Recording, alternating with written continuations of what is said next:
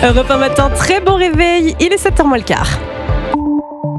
L'heure de la revue de presse internationale et nous sommes tout d'abord aux États-Unis avec notre correspondant Rémi Amalvi. Bonjour Rémi. Bonjour. Qu'est-ce qui fait la une des journaux américains ce matin ? C'est selon Donald Trump la plus grosse erreur de calcul de ces 50 dernières années. Le président américain a limogé la chef de l'Office public des statistiques après la publication de mauvais chiffres sur l'emploi. Selon les données, les créations d'emplois de ces derniers mois seraient au plus bas depuis la pandémie de Covid-19.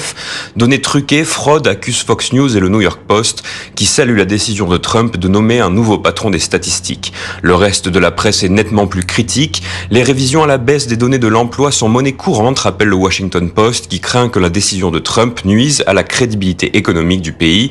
Pour le Time Magazine, le comportement du président a tout de celui d'un dictateur.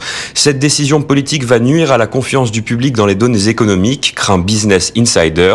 Enfin, le média financier Market Watch parle d'un limogeage sans fondement qui pourrait affecter la confiance cette fois des investisseurs et la stabilité des marchés. Partons en Espagne, retrouver Nico Salvado. De quoi parlent les journaux espagnols ?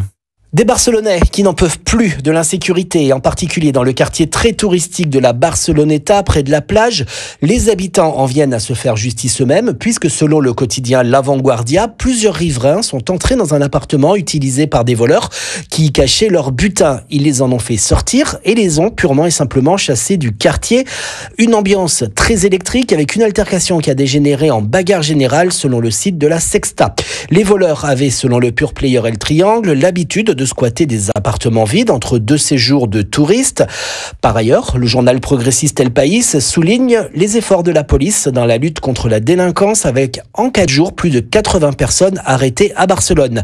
Cette mobilisation policière est une réponse au ras-le-bol qui ne cesse de monter dans les quartiers les plus touristiques de la ville. Dernière étape ce matin en Grèce avec Clémentine Athanasiadis. Clémentine, qu'est-ce qui fait la une des journaux grecs ce matin ? Eh bien, le Parlement suspend temporairement l'examen des demandes d'asile des personnes arrivées par bateau depuis l'Afrique du Nord, résume le quotidien Ikasse Merini.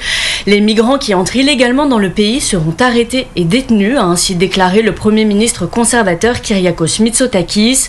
Si l'opposition dénonce une violation du droit international, le pouvoir défend une décision absolument nécessaire, cite l'hebdomadaire Tovima, en raison de l'augmentation du nombre d'arrivées en Crète, et ce, en pleine saison touristique. Ainsi, ces dernières semaines, la Crète peine à accueillir un nombre croissant de réfugiés partis de Libye, souligne le journal Ikasse Merini. Depuis le début de l'année, plus de 8 000 exilés sont arrivés sur cette île grecque de quelques 620 000 habitants, précise le quotidien Terre. Merci à tous nos correspondants européens.